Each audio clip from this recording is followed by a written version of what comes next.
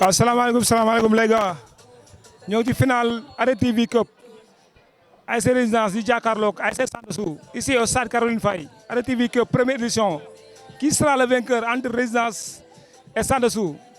Coup d'envoi ici au stade Caroline Faye. waa Résidence génn ko touche ballon pour touche pour ASC Résidence si kaw mais bal bi wàccagul ba léegi attention Sandessou. waa arbitre nee na faute pour ASC Sandessou faute pour Sandessou. Arrêt TV Cup première édition.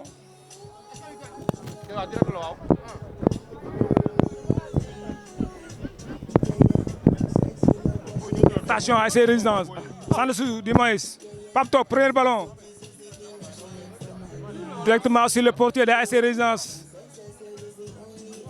Le gardien, le jeune gardien, Meng, gardien U19 de Keur Madior.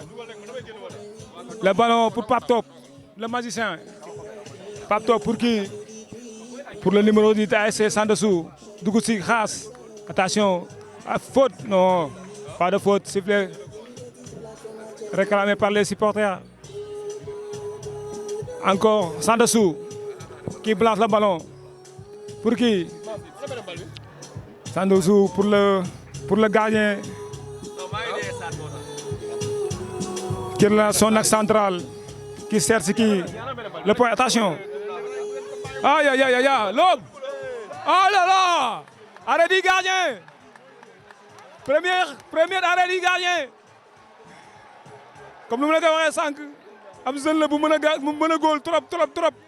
Depuis ba nawetaan commencé ba léegi. moo ngi def ay arrêt yu explosif. Alors il essaie de ko bëggoon loobe. Attention là, quel tir. Attention, repoussé par le gardien. Oh, le ballon de Pape Top. Les joueurs de Sandessou qui réclament. nee nañ bal bi dugg na mais arbitre nee na déedéet. Quel gardien. Ah là là. C'est un gardien. Pisco sax dafa jommi. Ah là. Quel gardien. Quel arrêt de Meng. Le gardien U19 de Keur Madior. C'est un gardien de Keur Madior U19. Ah, triple parade.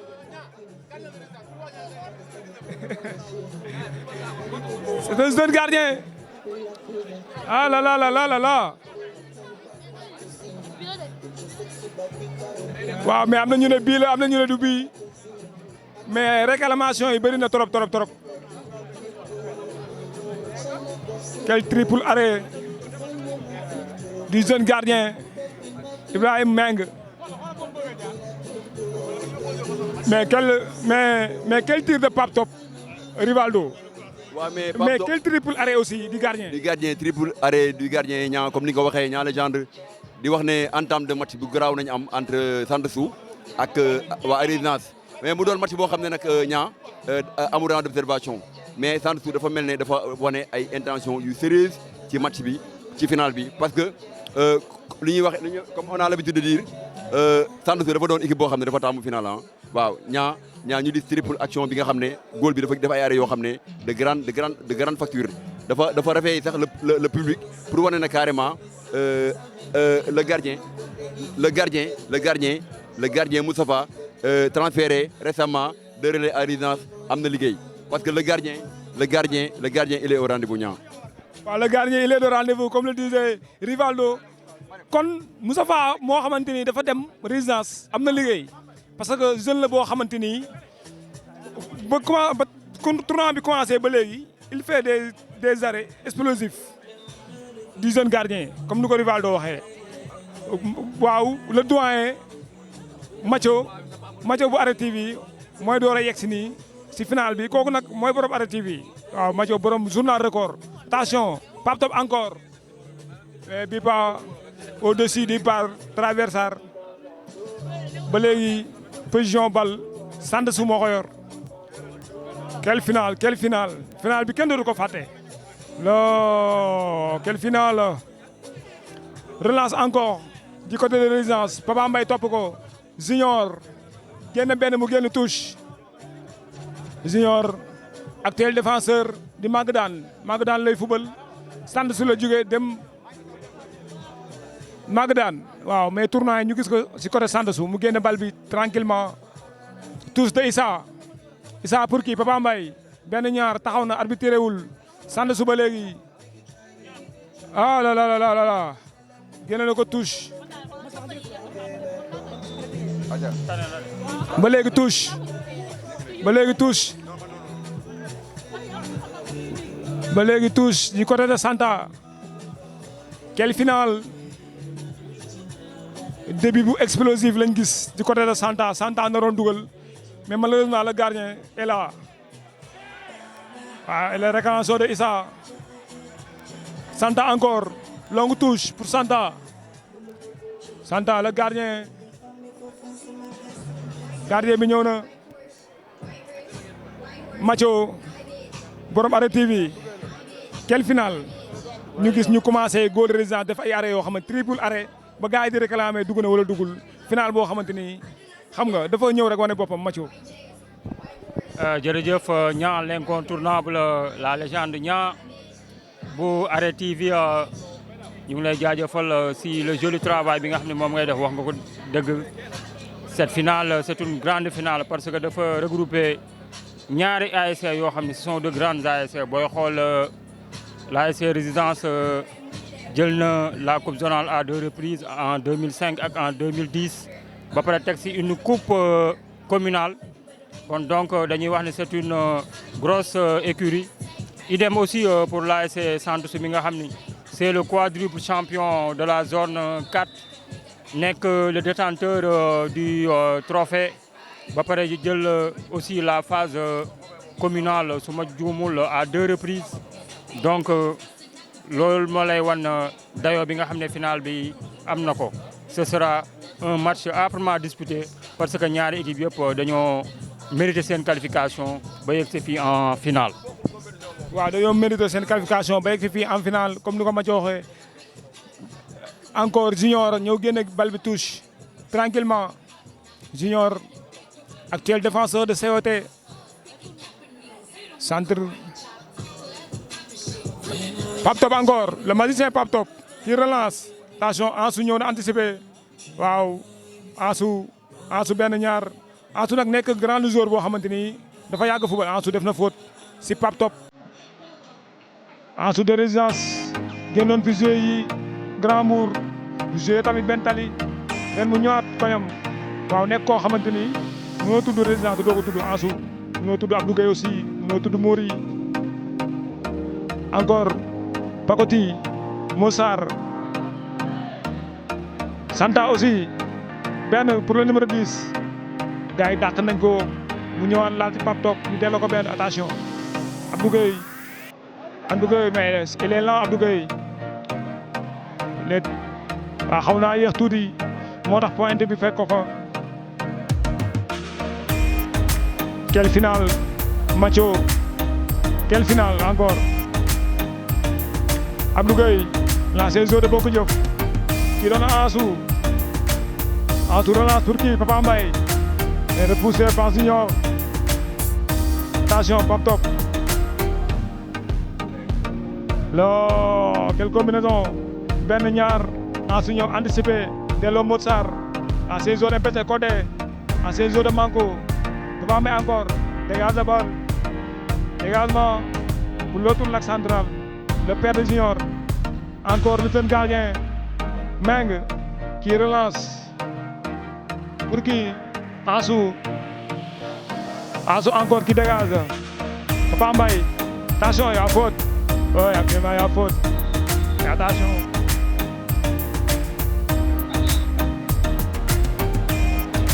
arbitre bi woon na médical parce que nu mu daanoo baaxul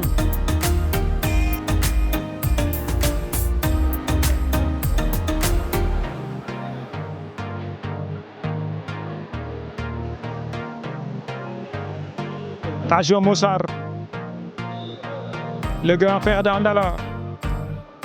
Quel relance de Moussar. Sur qui? Attention. Abdou Gueye. Quelle anticipation du lac central de résidence. Abdou Gueye. Il pousse encore. Codé. Pour qui? Moussar. Moussar encore. Perte de balle. Non, pas perte de balle. Tous pour résidence. Tous pour Moussar. L'ancien joueur du PSG Academy. Le grand frère de Pakoti. Pakoti tey mooy capitaine.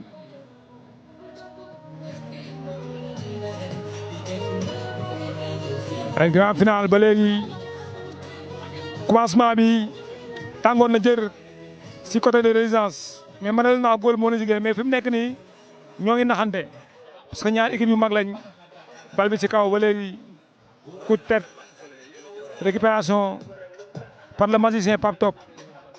Attention faute, oui, il y a faute. Sifflé par monsieur l'arbitre. Il y a faute sifflé par monsieur l'arbitre.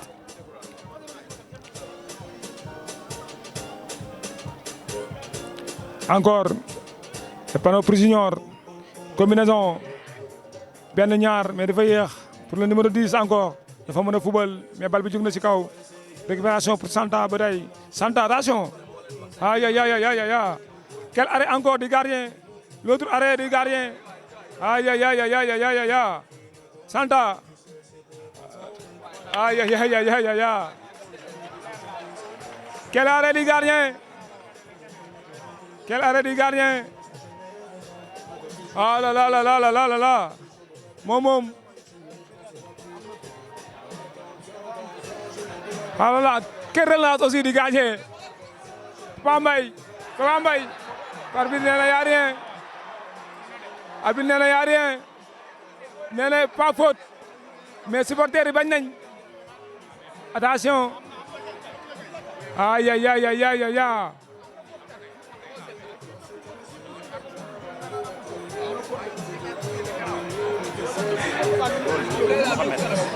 Oui, Mohamed Meng. Oui. C'est le gardien U19 de Keur Madior. C'est le gardien U19 de Keur Madior. Oui, il est excellent. Il est en train de menacer Moustapha, le gardien de relais. Moustapha moo dem résidence pour fekk ci booy bi. Gardien Moustapha, c'est du champion du Sénégal avec MPC. Une grosse rivalité entre les deux gardiens parce que Mohamed Mbeng mi ma gis nii c'est un gardien très excellent. Kon ça veut dire que loolu menace la si Moustapha. Attention. Santa ba léegi. Aïe aïe aïe aïe. Malheureusement Mohamed ba léegi génn na. Quel drop encore. Pakoti. Le capitaine Pakoti. Le petit frère de Moussar. Pakoti. Contrôle mu génn touche. Encore Santa. Mal dégagé pour Ansou. Abdou Gueye. L'ancien défenseur de moom sa réew authentique. Ancien tamit de Bokk Jëf Abdou Gueye moo ngi noonu encore. Passe tranquillement pour qui. Récupération pour Santa le numéro 10. Encore day génn wala du génn. Door na ko si kawam mais malheureusement Pakoti ba léegi duel. Ba léegi perdu de balle. Non pas perdu Codé encore pour Pakoti. Pakoti pour Papa Mbaye. Ballon pied la lu ko neex la si def. Attention le numéro 2 de attention perte de balle. Non dégagement par Abdou Gueye. Waaw arbitre nee na faute. Arbitre nee na faute pour Pakoti. Pakoti loolu mu def bokkul ci football.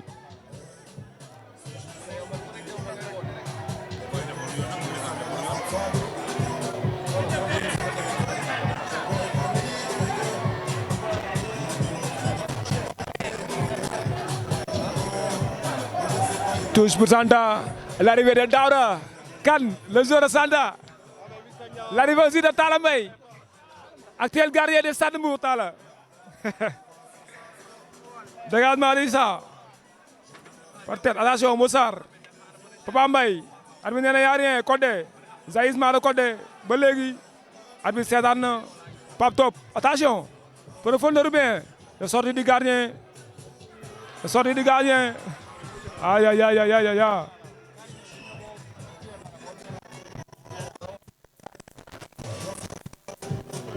Abdou Gueye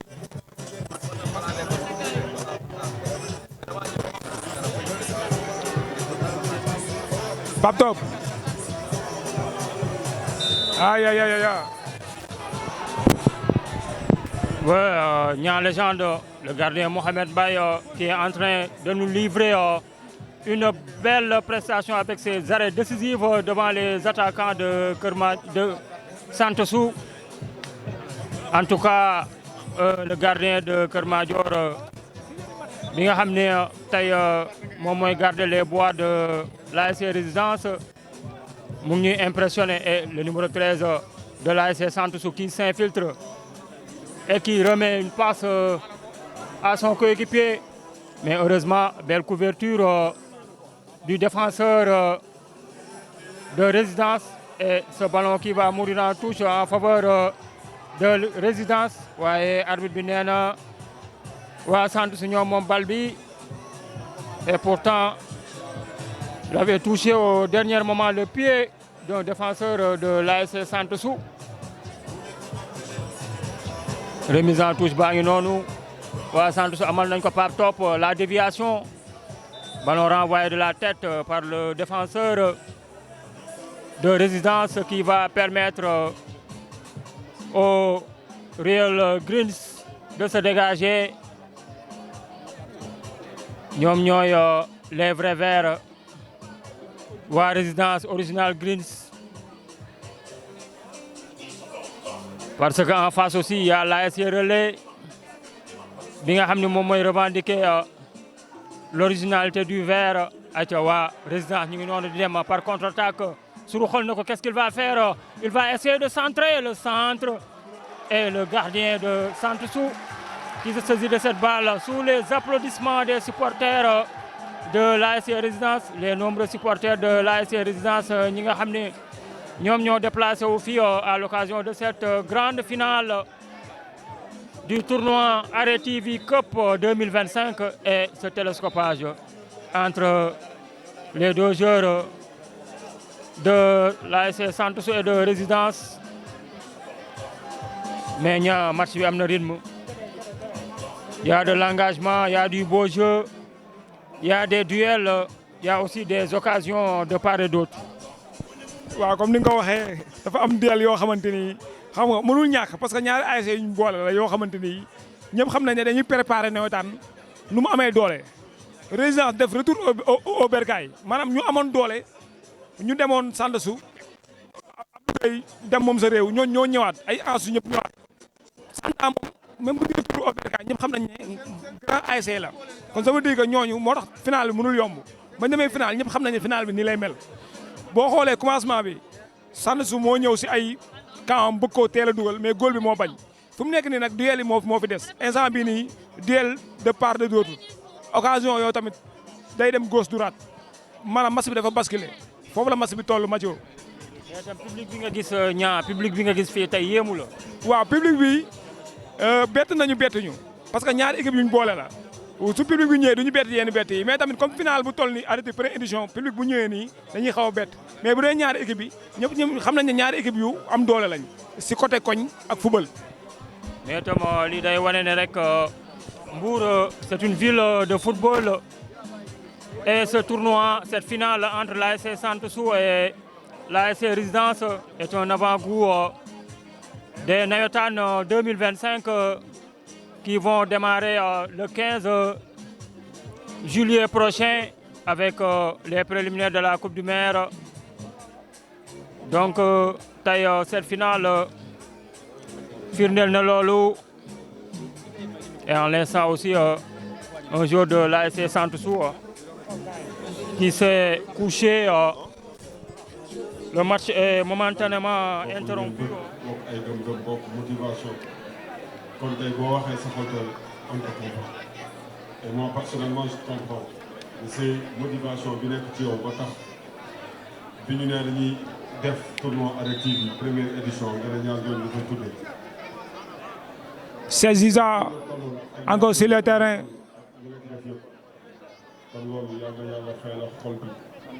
ba léegi attention Ansou attention ba léegi Pacoti ñu topp ko mu génn touche arbitre nee na touche contre Pacoti. man su may wax si moom sax dama dëgg ndax yàlla dafa def tey vétéran yi tey su ma nee vétéran yi su ma tuddee.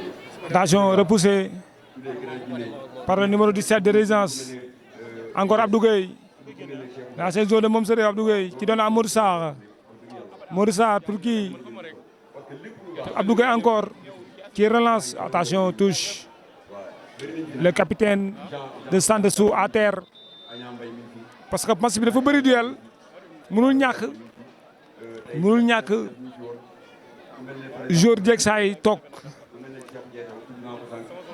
waaw match bi dafa bëri duel match bi dafa metti yombul mais bettul amateur yi parce que xam nañ ne comme ni ma ko waxee sànq final bi ñaari ASC yi dañoo teeloon fonk tournoi bi loolu moo leen indi fii ba pare wane talent wane jom xam nga wane gëree moo tax final bi ñoom ñaar yëpp loolu la ñuy wane moo tax mënul yomb bien vrai que commencement bi metti woon na ci côté Résidence ba góol bi moo woon ci génne mais fi mu nekk nii Résidence tamit teewaat na match bi mais waaw capitaine bi day génn.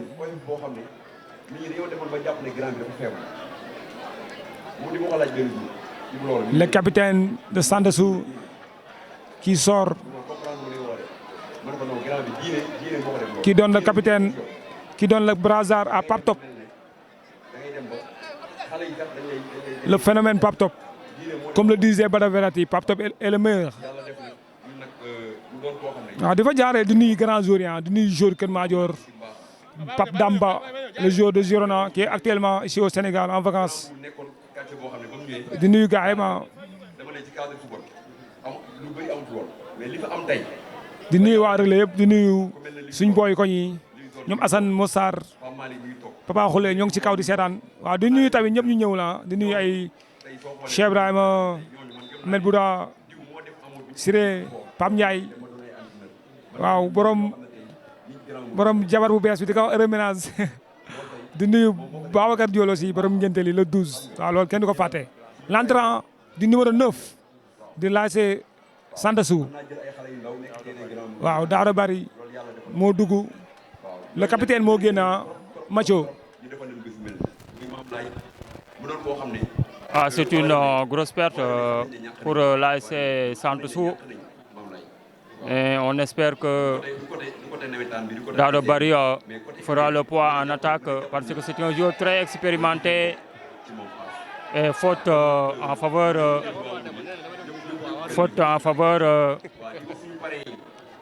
de Résidence. Voilà, ñu ngi noonu ballon intercepté. Attention, cette mauvaise passe, c'est le numéro 10 de l'ASC Sandessou qui va tenter la frappe bien captée par le portier Mohamed Beng, excellent jusqu'ici, qui a enrayé toutes les tentatives des attaquants de l'ASC Sandessou.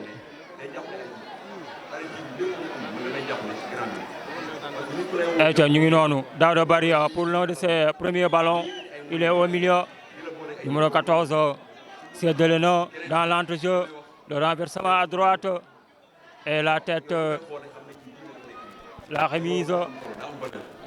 Et c'est le défenseur de l'ASC Résidence qui va s'interposer et qui va permettre à son équipe de se dégager. La relance du pied gauche et une petite poussette. Mais ce sont toujours les Blancs qui ont le monopole du cuir. Et le capitaine, heureusement qu'il y avait un pied d'un joueur de l'ASC Sandessou et le coup franc sur le joueur de l'ASC Résidence dans la zone des Bleus de Sandessou. Toujours 0 but partout entre les deux formations. Un match très très plaisant.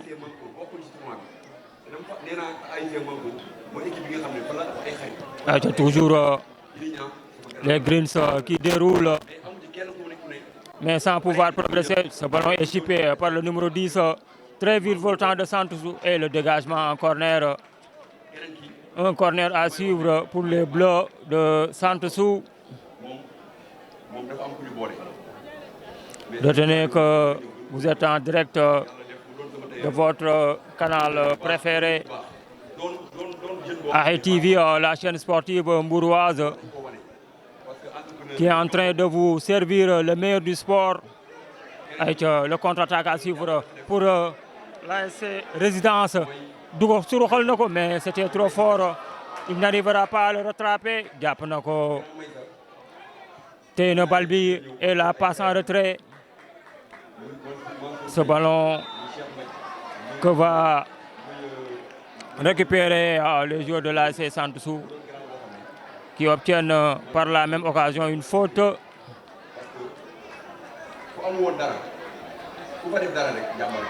Match bi neex na dans le terrain comme sur les gradins, parce qu'il y a beaucoup de monde, il y a du spectacle. Résidence, ce ballon subtilisé, il a marché sur le pied du joueur de l'ASC Santousou, le numéro 17 de Santousou, qui va écoper d'un carton.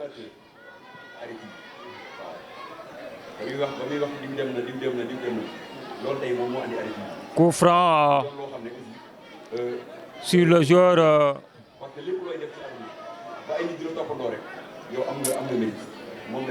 de l'ASC Résidence.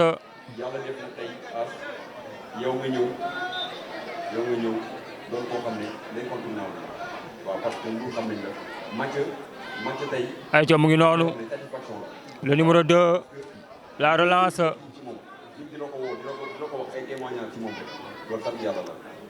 Et ce ballon qui est capté par le portier de l'ASC Santousou. Relance baa ngi noonu. Pape Top, la passe de l'extérieur. Mais la défense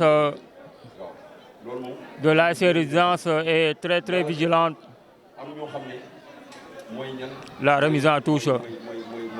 Sànni na ko daxante ba, waaye défenseur u Santousou bi moo am le dernier mot.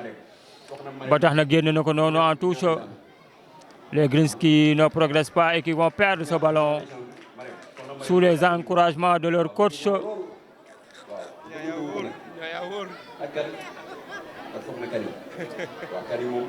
Mention spéciale à toute l'équipe de la chaîne sportive ARTV. Ayca mu ngi noonu waa Résidence ba léegi dans l'entrejeu et la faute parce que le pied levé du milieu de l'ASC Santousou. Ba léegi ndam demul, ndam dikkul diggante ASC Résidence ak ASC Santousou. Fan la coupe bi di mujjee. Il reste encore plusieurs minutes pour voir le vainqueur de cette première édition du tournoi ARTV. Ça devait être, il fallait loolu am parce que bu ñu ñëwoon ba final. Ba léegi waa Résidence ñu ngi togg waaye ñoragul. ñu ngay progressé waaye waa Santousou nangu nañ bal bi, ñu ngi koy yéegal. La passe en profondeur et la belle lecture du défenseur de l'ASC Résidence. Le duel aérien remporté par l'arrière gauche de cette équipe de l'ASC Santousou. Les deux équipes se cherchent toujours ba léegi amagul but. Ba léegi dañuy chercher comme li nga ko waxee Mathio, ñoom ñaar dañuy chercher bii bi. Moo xoolee action yi de gauche à droite lay am. Résidence mën na am ak contre dem si camp yi, mais après Résidence bu amee après Santousou mooy amaat. Mënoo ne kii moo jekku moromam pour l'instant. parce que ñoom ñaar ñëpp dañuy wut bii bi ñaari ASC nag ñoo toll foofu ñun ku si nekk dafa fonk final bi ba pare teg ay joueurs yoo xamante ni kenn du ko présenté kenn dootu leen présenté. Balle arrêtée pour Résidence tiré par le numéro 17. Nouveau joueur d'ASC Résidence. Balle arrêtée, attention fu mu ko def baax na repoussé par l'axe central. Très costaud. Très costaud. Am gabarit aussi. Il repousse le ballon tranquillement sans hésitation. ni nga mënoon demee rek moo tax ñu defee ko nii di remercier ça et là ñëpp képp ku participer rek merci beaucoup jërë ngeen jëf ñu jox ko jar a jaaraama ba ci kanam incha allah. Attention, repoussé par la centrale, repoussé encore par le même défenseur. Ansou qui dégage aussi sans prendre de risque. Ah là là là là.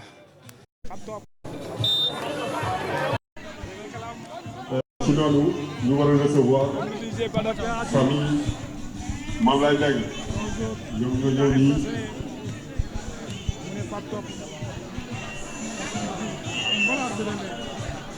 Allô, allô, allô, la famille allô. du feu Mame Laye Mbengue moom sama mag la parce que moom ya mag petit frère am ñu doon ànd day Modou maas Mbengue fil bi day maas. ànd ak famille bi noonu waaw chaise yaa ngi noonu yëgal leen leen ci kaw ñu toog ci kaw.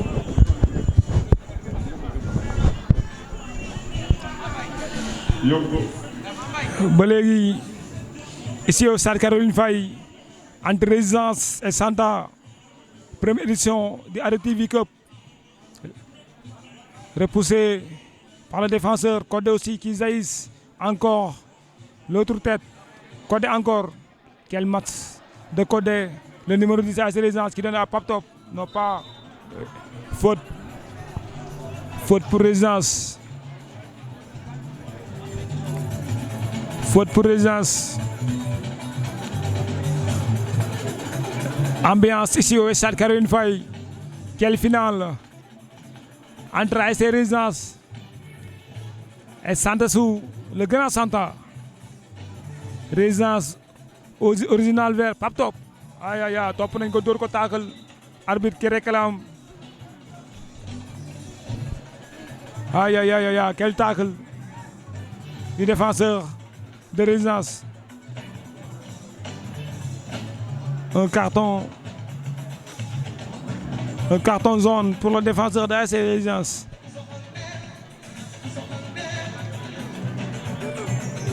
Le public est venu nombreux du côté du Mongomo aussi.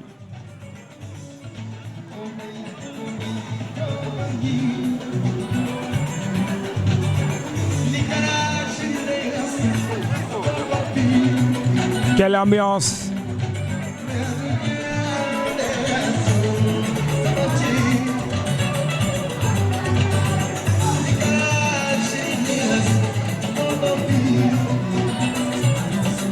Balle arrêtée. Attention! Malheureusement, le ballon est sorti.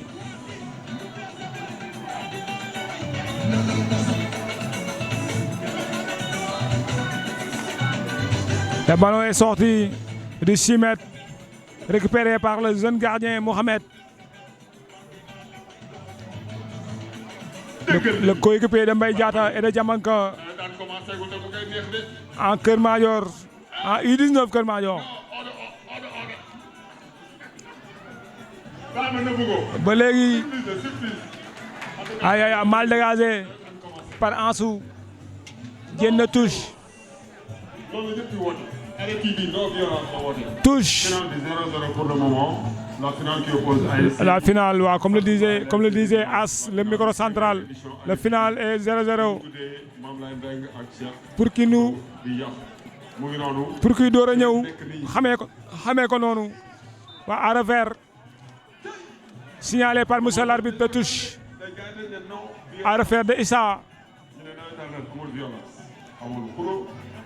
ASC Résidence porté par les maillots Eau du Vert, Mika Sport, les sponsors number 1 du final Arrêt TV Cup. Cey Arrêt TV, cey Rivaldo, cey As, cey Macho, Arrêt TV ca kaw.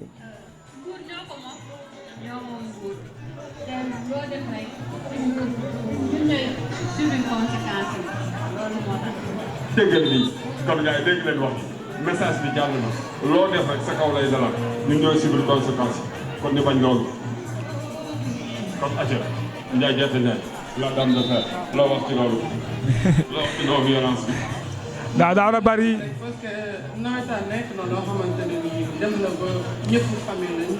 bal arrêté. ñoo war a def ci non violence ñëw xale yi yaru. tiré par le numéro 14.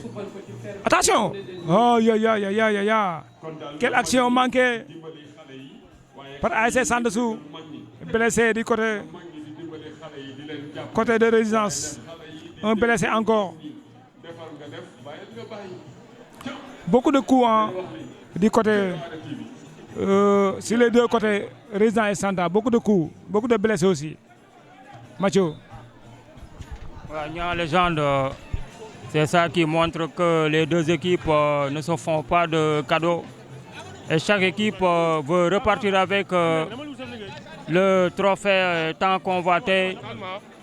Ce trophée de la première édition du tournoi Arrêt TV Cup. Moo tax gis ngeen il y a beaucoup de duels, beaucoup d'engagement et de l'intensité. En tout cas, pour l'instant, nous sommes bien servis. Il ne manque que le but et 2 minutes de temps additionnel. Dans cette première période, toujours Sandessou et Résidence qui ne se départagent pas, 0 but partout. On risque de regagner les vestiaires avec ce score de parité. Ce sont les joueurs de Résidence qui vont se dégager dans ces derniers instants de la première période. Et qui relance amal nako, dévie de la tête le capitaine. Heureusement que sa passe n'était pas parvenue. Et Pape Top qui a le monopole du cuir. Pape Top qui va essayer de provoquer. Il dépasse son vis-à-vis le centre. Ce sera pour le portier Mohamed Mbeng. Très vigilant depuis le début de cette partie. Résidence, dans l'entrejeu, ils l'ont perdu. La remontée des Bleus de centre sur le centre. Efface Nako jusqu'au numéro 10. Il va essayer la frappe. Il espère revenir sur Daouda Bari. Le centre directement. Et le portier Mohamed Ben qui relâche le cuir. Et score de parité, 0 but partout. L'arbitre qui siffle la fin de cette première période. Match c'est bien équilibré. 0 but partout en première période entre Sandessou et Résidence. C'est la pause comme nous l'avons dit, Mathieu, ici au Stade Caroline Faye. Premier temps, 0 but partout. C'est la pause ici au Stade Caroline Faye, gars. Nous avons le café, là, nous avons c'est kanam.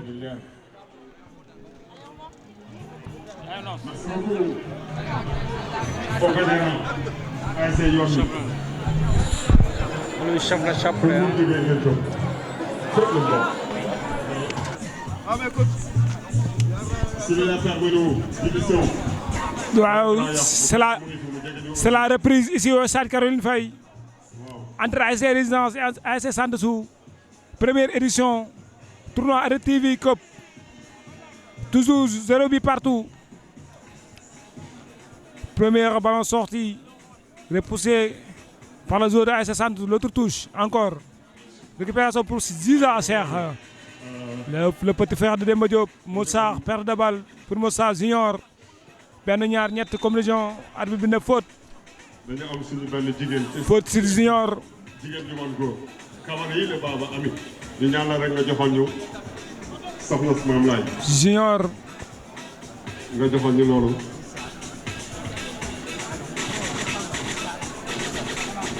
xol bi day fees Mamadou kaa jël waaw.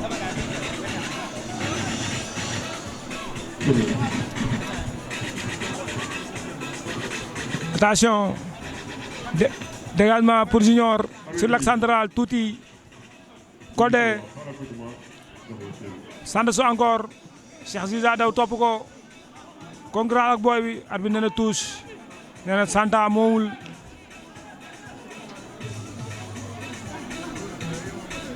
Touché par le latéral le nouveau recrue. Tête pour Papa Mbaye sur Mossar.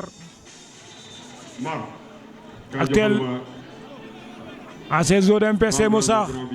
Le grand frère de Pakoti et de Andala.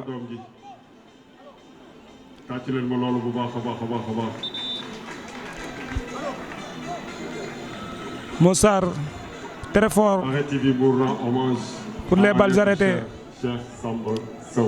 Le numéro 5 Mossar qui joue ASC Santossou l'année passée. Attention, Pape Top, le capitaine, le Zénith pour le numéro 12 de Santa.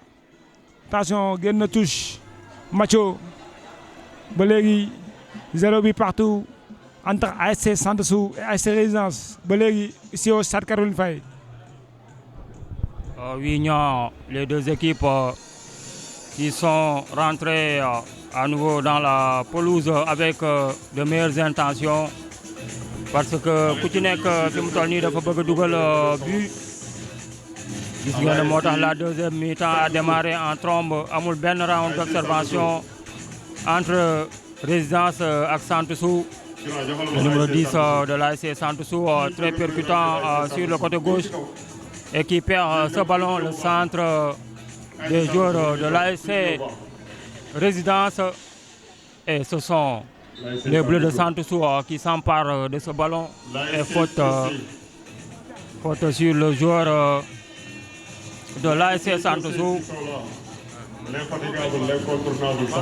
Coup franc en faveur du quadruple champion de la zone 4. Le grand Santossou. C'est un plaisir. Une équipe qui est en train de dominer sa suprématie au niveau de la zone 4. Durant ces 10 dernières années, l'ASC Santossou est véritablement l'équipe la plus redoutable en championnat national populaire parce qu'elle montre de la constance et de la régularité au niveau des sacres. Ils ont rapporté pas mal de trophées à l'ASC Santossou. Et ce ballon manqué du défenseur de l'ASC Résidence qui sort directement le ballon à touche. Pape Top, le coup de sombrero. Pape Top, il a du talent. Le capitaine de l'ASC Santossou, c'est un génie, ce gosse. Pape Top, le dossard numéro 13, qui s'est imposé dans cette formation de l'ASC Santossou au fil des années. Et pourtant, il est si jeune. Et les Bleus qui vont récupérer à nouveau ce ballon, pas plus longtemps parce que c'est le milieu de terrain de Résidence qui récupère ce ballon. Et tu vois Résidence Bolégui. Et ce ballon qui va atterrir directement dans les bras du portier de l'ASC Santossou. En tout cas, équipe de Résidence Buren, on va certainement parler de cette équipe parce que dans le jeu, elle est séduisante.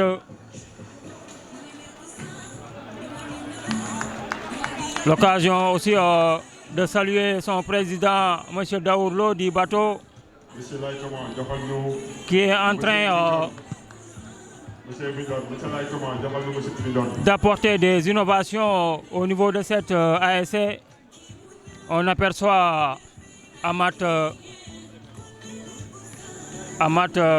le jeune latéral de l'ASC Santosou,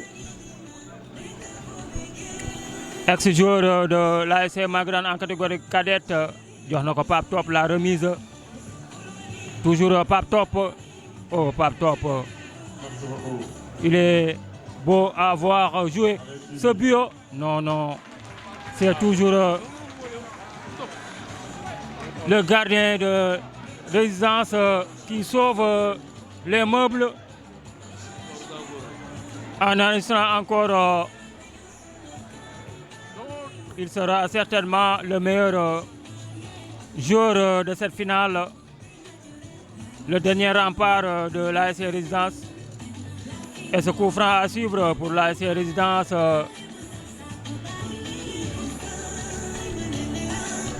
Les joueurs de taille qui vont essayer de placer une tête.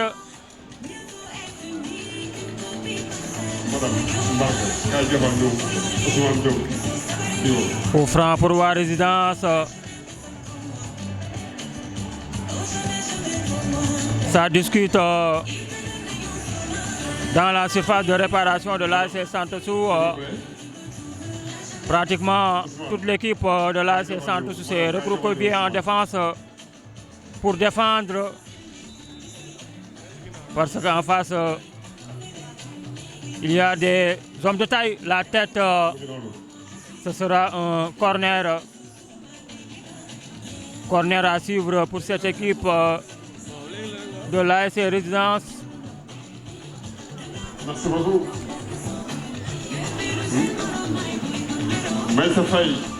Et clin d'œil aussi à nos partenaires Mbour Sport Academy, Mika Sport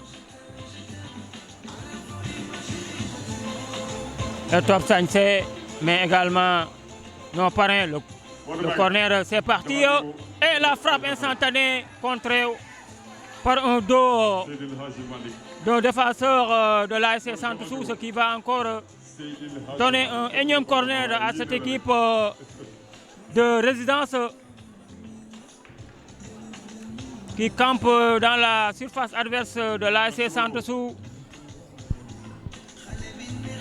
Corner baa ngi noonu gone Résidence yi ñoo ko am door na ko encore la déviation de la tête.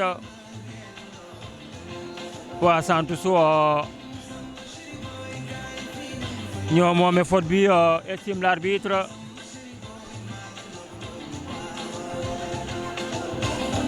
Table bi rafet na, il y a des jeux de maillot, il y a un trophée pour le vainqueur. Il y a aussi des jeux de maillot pour les demi-finalistes, mais aussi des trophées individuels, des ballons. Tout ça à cause de nos partenaires qui ont mis la main à la poche pour rendre cette fête plus belle. On aperçoit Cheikh Tidiane Ndoye, l'homme de Ben Tali et des Pélicans de Mbour Petite Côte. Sama boy la ñaa Cheikh Ndoye, l'homme de Ben Tali. Meilleure équipe fair play du tournoi. Lui également un jeune plein d'engagement. Jamono jooju am na benn joueur Santosou bu tëdd.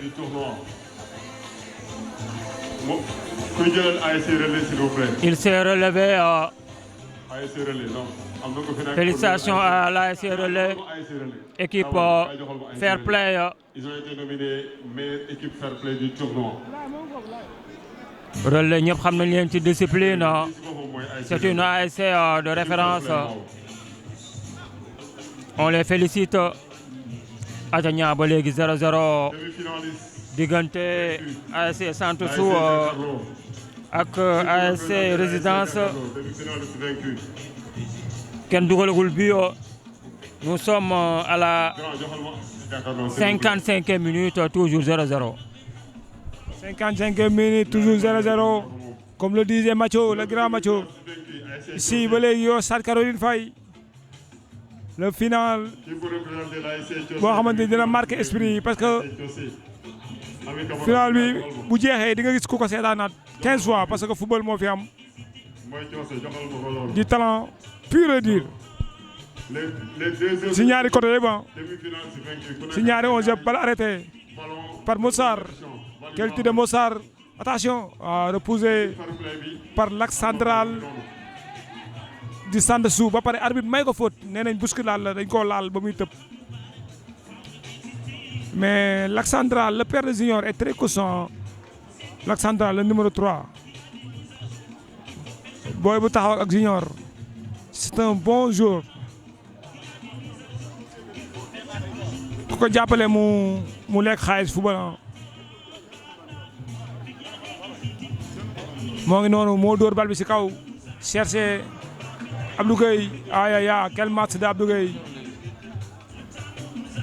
ba léegi Pakoti day yóbbu Pakoti romb na ko Pakoti bousculade ayaya arbitre nee na 6 mètres arbitre nee na 6 mètres du côté de ASC Sandessou mais quel match de Pakoti double changement du côté de Santa le Santa de Balotelli le Santa de Nourou le Santa de Daouda Kane le Santa du président Wali le Santa comme le disaient les connaisseurs du football Santa c'est une grande équipe mais moi Niang Légende je dis oui c'est vrai c'est une grande équipe le Santa de Moussa Konaté l'actuel joueur de Bourges attention Pape Top le Zénith benn ñaar malheureusement le défenseur est là ñibbi na attends aïe aïe aïe aïe malheureusement l'autre l'axe central vient de couvrir quelle erreur du défenseur d'ASC Résidence quelle ambiance ici au Stade Caroline Faye le meilleur joueur du tournoi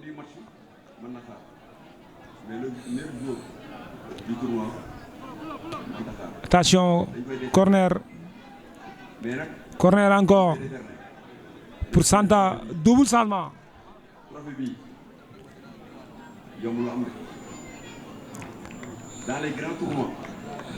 le numéro 11 Touti qui sort Touti ndaanaan la di football kat avec son petit gabarit Touti qui sort le numéro 11 le numéro 6 qui dugg numéro 9 tamit moo dugg numéro 10 toog le numéro 10 quel joueur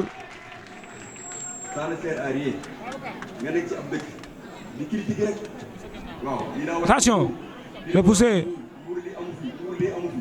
encore attention aïe aïe aïe aïe aïe il passe à côté le nouveau entrant qui faillit ouvrir le score mais malheureusement il passe à côté du gardien Mohamed Meng le gardien U19 de Keur Madior formé par Père Mansour l'attelage des gardiens AKM Papa Mbaye benn ñaar dellu gars yi dàq mu dellu baro pied la laal ci Codé pousse xas digg bi Codé aïe aïe aïe aïe en ces jours de manko Codé qui fait son retour def na retour am aïe aïe aïe aïe aïe quel final Macho Codé jug na mais le défenseur moo toog le défenseur de ASC Résidence Ansou sur le ballon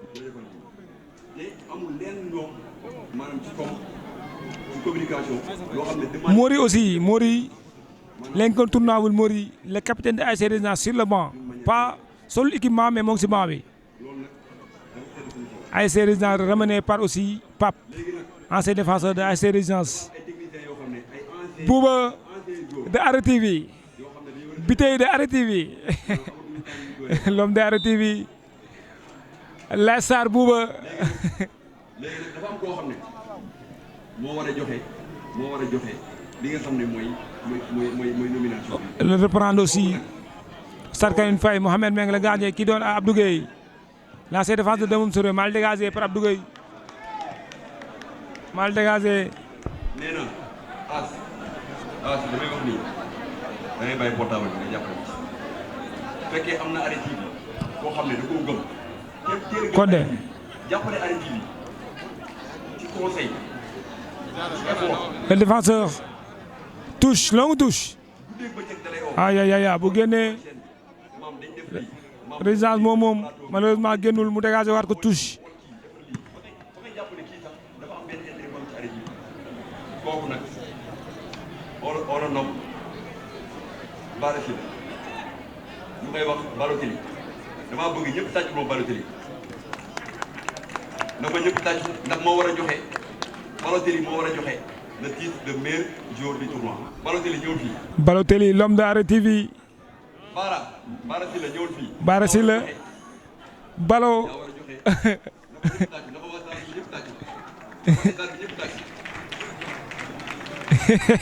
nit ku baax la. nit ku baax ndeysaan Balo.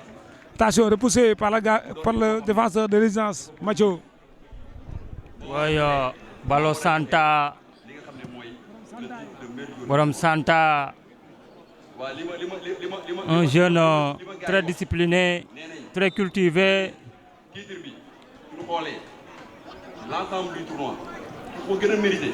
Un grand dirigeant de l'ASC Santeu, mais aussi un soutien de taille pour la chaîne sportive Arrêt TV. Bara Sylla mu ngi noonu moom mooy joxe le trophée du meilleur joueur du tournoi et il va le remettre à son joueur, à son capitaine, le jeune Pape Top, meilleur joueur du tournoi Arrêt TV Cup, la première édition. Donc ce sera un grand souvenir pour lui. Il est représenté aussi par son coéquipier Jaraaf qui va recevoir des mains de Bara Sylla Balotelli le trophée de meilleur joueur du tournoi Arrêt TV Cup 2025, amplement mérité Pape Top, vu ce qu'il est en train de montrer sur la pelouse et tout au long de ces années. C'est une confirmation pour le capitaine de l'ASC Santeu. Ayca mu ngi noonu Pape Top, il est dépossédé du ballon. Daouda Barry, l'accélération. Heureusement, il a été stoppé dans sa course. Et le milieu de terrain de l'ASC Résidence qui commet la faute. Sous forme de contestation des supporters de Résidence qui ne sont pas d'accord avec la décision de l'arbitre.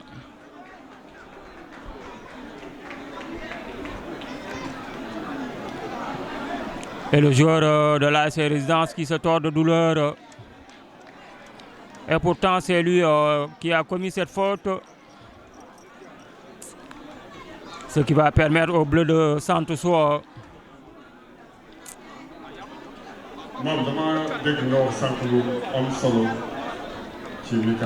de se dégager avec ce coup franc. ngeen xool ko nag ngeen jëflante ak moom parce que il s'appelle Pape Malick ngeen jëflante ak moom parce que moyens yi muy defar nee naa la sànq dama dem terrain Espoir de Santeu ci benn tournoi ma fekk fa vétéran yi sol maillot ma wax ko mu ne ma boobu daaw la woon. Ayca mu ngi noonu le numéro 3 contré par le mur de Résidence.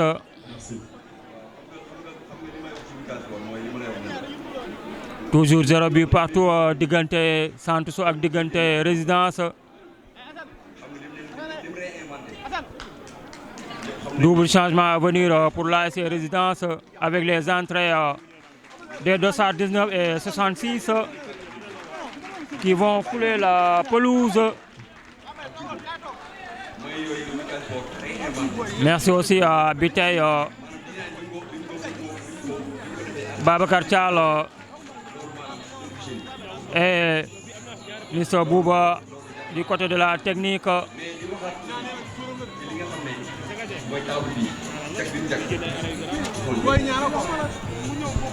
Touche en faveur des original Greens. Coup franc. Je voulais dire.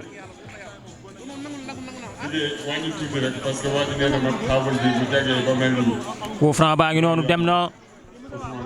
Attention. Et la frappe au-dessus de la barre transversale.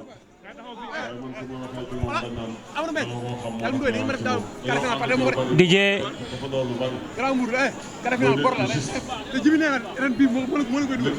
Et ce sont les joueurs de Santos qui vont repartir. La longue relance sur le côté gauche d'Akhanteba. Il a récupéré cette balle. Il va essayer de provoquer son vis-à-vis. Et le coup franc. Faute pour Santos. Parce que Lely avait fini de faire la différence devant l'arrière droit de l'ASC Résidence.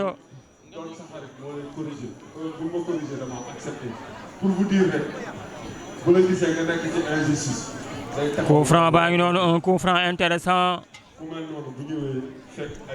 pour l'ASC Santos.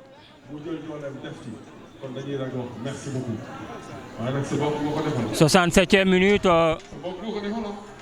Coup franc pour waa Santos.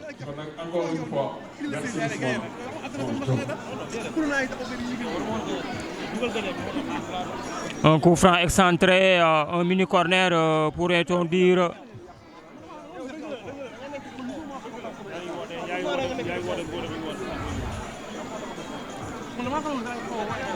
Ils suivent le coup franc de l'ASC Santos. Ils sont 3 joueurs à former le mur de l'ASC Résidence.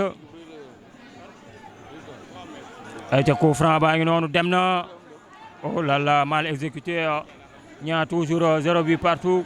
68e minute entre Santos et Résidence.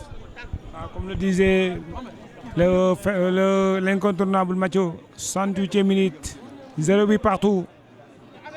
C'est au stade Caroline Faye. Balle arrêtée qui passe au-dessus du bas traversant du gardien Mohamed Meng.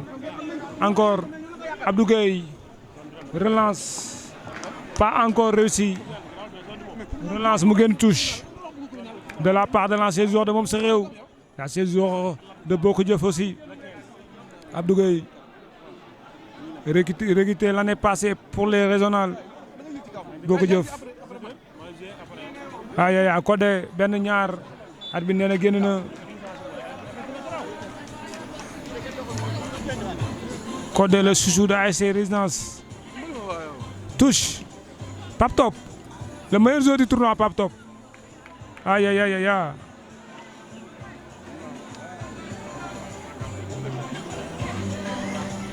Attention. Coup de tête pour ASC Résidence. Aïe aïe aïe aïe.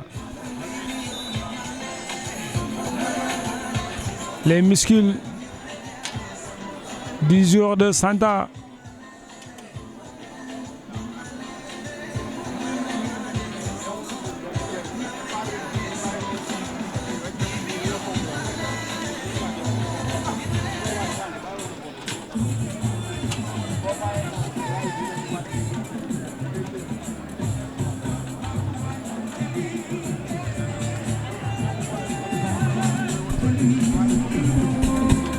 Zéro but partout ici au stade Caroline Faye. 0 but partout entre ASC Résidence et ASC Santa. Le grand Santa face à Résidence. Original vert, comme le disaient les supporters de Résidence.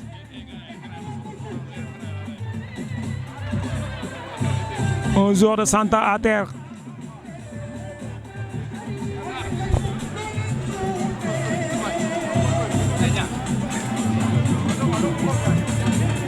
Big Bro Sara from Résidence di nuyu waa Résidence yëpp di nuyu Abdou Sarr un grand supporter ASC Résidence Laye Kouna à Weuz à Talla aussi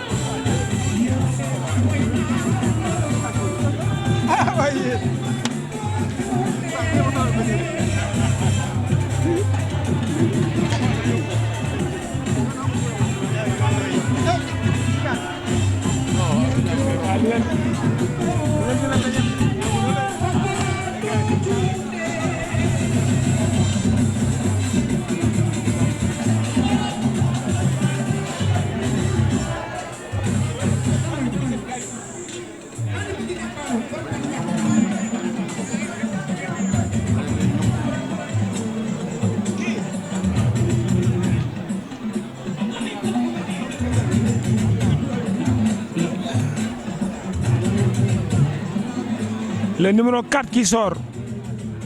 Il a fait un faux pas. Ba léegi jugagul.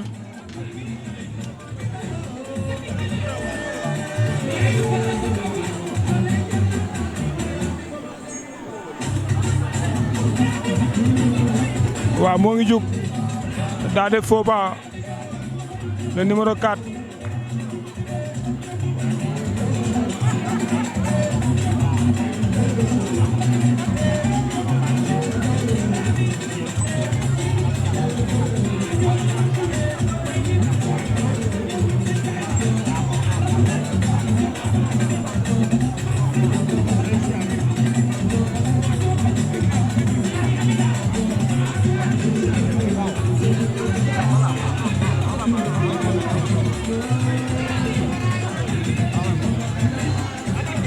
Le numéro 4 qui vient de sortir, respect le coach Diaité.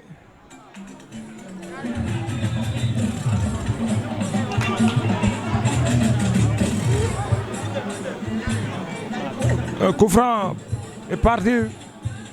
Ah, loupé par Moussa. Ba léegi Moussa topp na ko bàyyiwul yaatal si Junior. Papa Junior. Pape Top attention non pas Pape Top waaw bal bi taxawul sifflé par monsieur l'arbitre foofu bal bi taxaw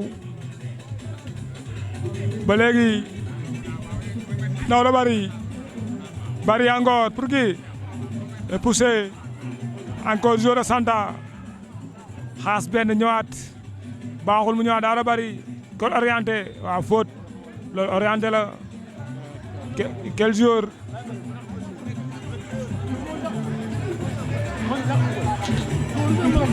aïe aïe aïe aïe aïe aïe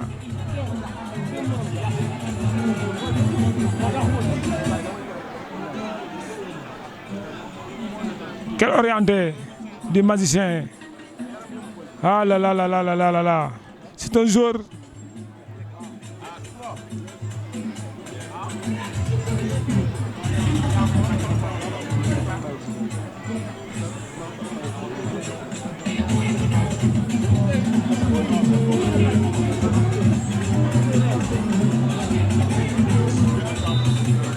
aïe sifflé par monsieur l'arbitre Pakoti Serge Papa Mbaye contrôle attention aïe aïe aïe arbitre nee na y a rien arbitre nee na y a rien arbitre nee na y a rien accompagné du médical mu ngi noonu di soox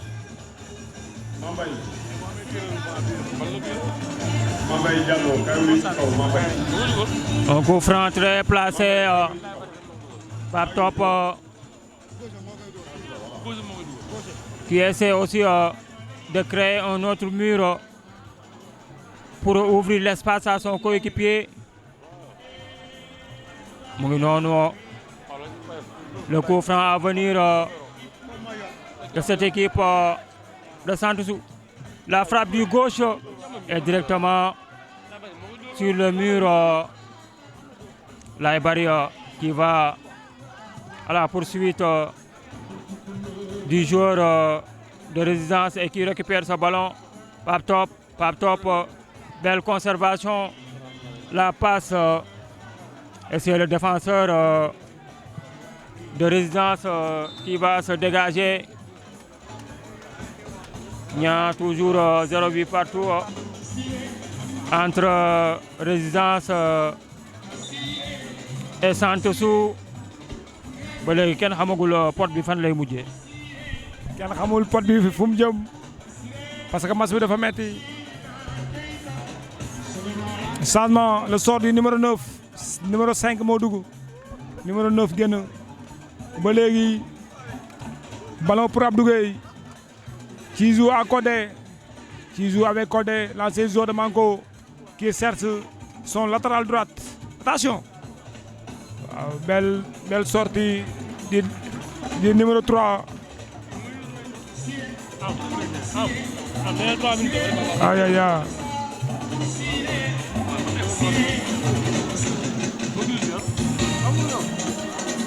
Attention.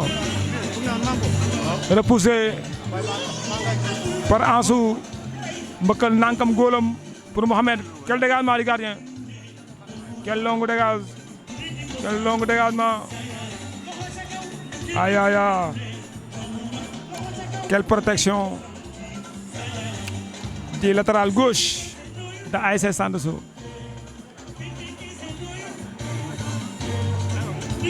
Temps additionnel 3 minutes. Ici au stade Caroline Faye boo moytuwul match bi dem série de tirs bi parce que comme le disais au début match bi du yomb. 3 minutes du temps additionnel. Ansou encore ndax wóor na malheureusement arbitre may na ko faute. Nee na faute pour Pape Top sur Ansou. Pape Top meilleur joueur du tournoi sans hésitation.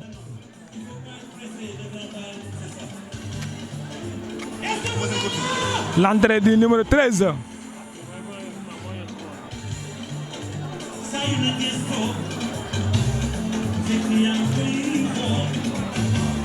Attention.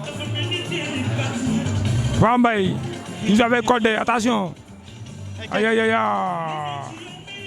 Arbitre nee na y a rien.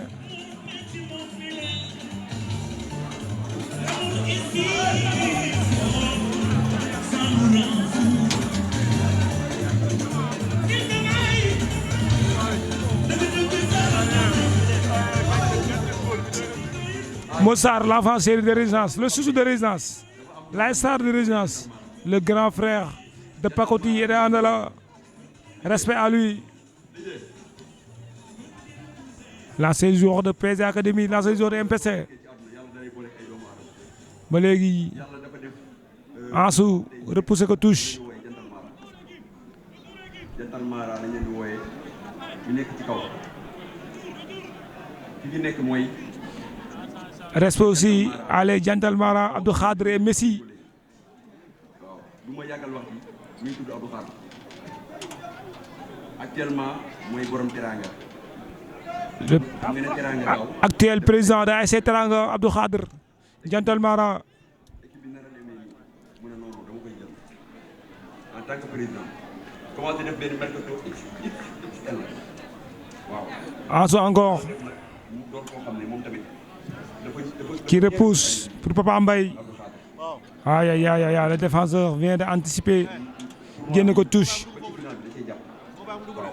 ci xalaatam woo ma téléphone personnellement rafetlu tournoi bi bu baax a baax ne ma nekkuma fi sax mais dinaa jéem ba final bi incha allah maa ngi ci te tournoi bi final bi da cee def gore mi ngi ci kaw. C'est la fin ici au stade Caroline Faye. 0-8 partout. Première édition du Arrêt TV Cup. Qui va rapporter cette première édition, Mathieu? C'est une finale très serrée. Donc pas de but à l'issue du temps réglementaire. avec ce score de parité. 0 partout entre l'ASC Résidence et l'ASC Centre-Sou.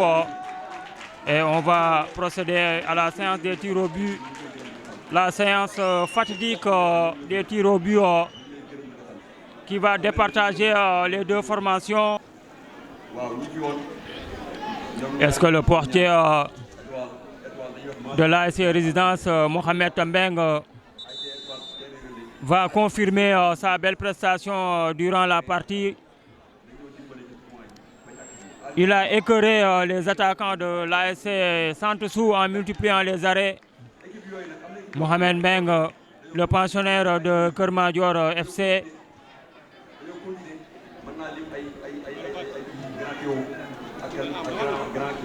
De l'autre côté de Centre-Sou également, il y a de beaux tireurs parce qu'il y a le capitaine Pape Top. Ils vont également s'appuyer sur l'expérience de Laïbari. Lui également très talentueux. Malheureusement, Talambay n'est pas dans les buts ce soir. Mohamedou Talambay, un gardien qui sait stopper les pénaltys. Les deux gardiens se congratulent. Et c'est l'ASC Centre-Sou qui va tirer en premier dans cette séance de tir au but. Waa Centre-Sou ñoo njëkk a door.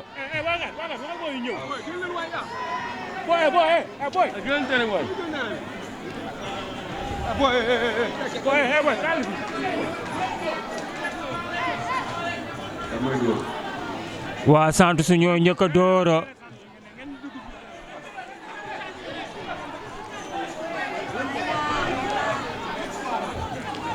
Le face-à-face entre le joueur de Centre-Sou et le gardien Mohamed Mbeng. Le coup de sifflet de l'arbitre. L'ASC Centre-Sou qui va lancer les hostilités. Jël na élan. Et la frappe. Junior, actuel joueur de Magadan, moo raté. Le tir du capitaine Pakoti. waaw moo tekk capitaine bi takkal ko góol bi. Le capitaine Pakoti, le petit frère de Mossar. Pakoti. Aïe, aïe, aïe, aïe. Raté encore du côté de Résidence qui passe à côté. Pakoti qui se rate du côté de Résidence. Donc, les deux premiers tirs de chaque côté sont manqués. Pour l'instant, 0-0. 0-8 partout. Toujours 0-8 partout. La série ba léegi kenn jiituwul ci série bi. Le tir qui passe à côté de la part de Pakoti. La césure aussi de MPC.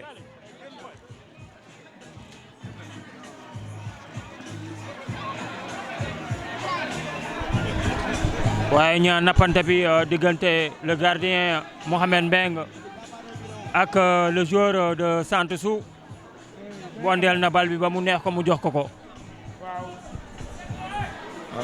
daa bëgg a dugg ci mentalam. ay ay ay élan bi bëri na.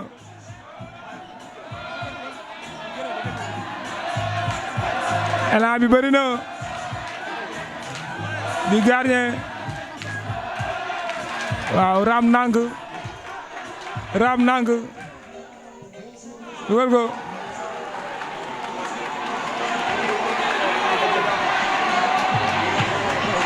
Aïe, aïe, aïe, aïe, quel tir. Contre-pied parfait, 1-0 pour Centre-Sou. ñu ngi yëngal ci kaw tribune yi les supporters de Résidence. yaakamti na le choc entre Résidence ak Relais. ay ca waa Résidence ñoom ñooy procédé noonu seen deuxième tir. La frappe et Issa qui bat le portier de l'ASC Santou, un but partout. Un tir au but réussi de chaque côté. Santou benn, Résidence benn Niang.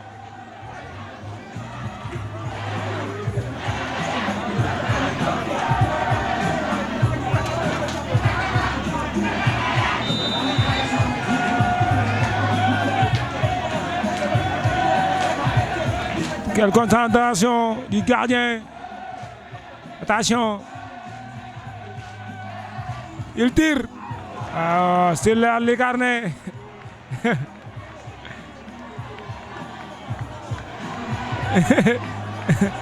Aïe, aïe, aïe, aïe. Quel penalty. Troisième tir de Santou envoyé sous la barre du portier de Résidence. Santou 2, Résidence 1. waa Résidence ñooy door noonu seen ñetteelu tir.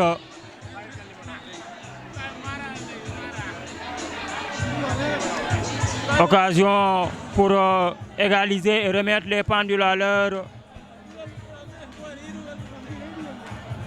Le coach de l'ASC Résidence mu ngi noonu di dox à petits pas qui suit son joueur. Il s'élance. Le joueur de l'ASC Résidence mu ngi noonu dem na et c'est marqué dedans. 2 tirs au but réussis de chaque côté. Santou 2, Résidence 2 Niang. Quel penalty très technique de la part de Codé. La saison de Manko qui fait son retour à ASC Résidence cette saison.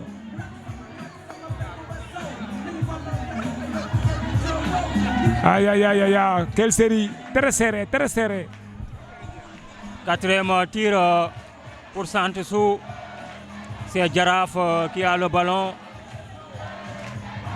Jaraaf également, un joueur pétri de talent, très technique, plein de qualité. Jaraaf mu ngi noonu en arrière, mu ngi arrière. Aïcha ma ngay yoot et le contre-pied Santou qui mène toujours au score. 3 tirs au but à 2. Santou am na ñett. Résidence ñaar. waa Résidence ñoom ñooy door seen ñeenteelu tir.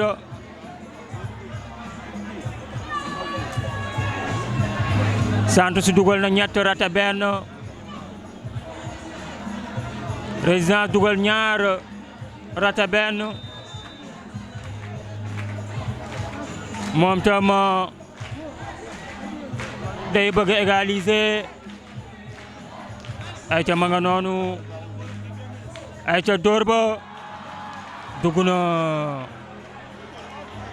dafa ray goal bi complètement. Santou 3, Résidence 3. Une finale toujours indécise. Et le 5e et dernier tir de l'ASC Santou.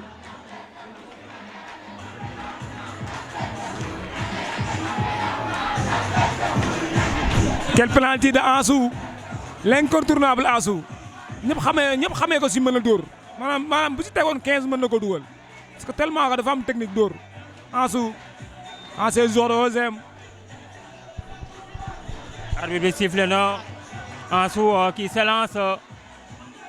Et encore Mohamed Mbeng. La parade exceptionnelle qui sort ce ballon.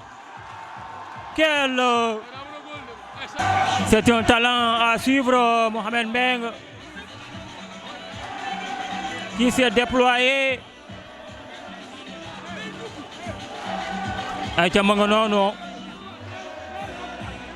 waa Résidence aïe Et la frappe,